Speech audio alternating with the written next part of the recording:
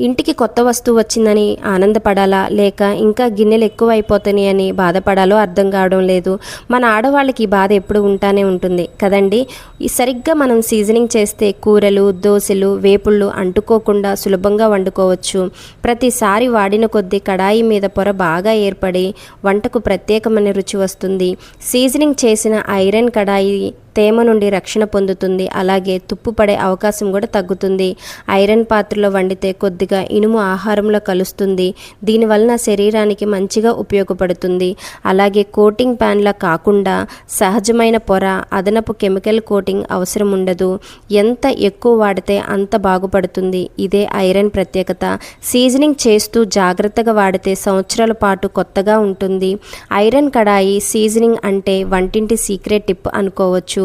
మీరు కూడా ఇలా సీజనింగ్ చేసి ఐరన్ పాత్ర వలన ఆరోగ్యం పొందండి. బాయ్.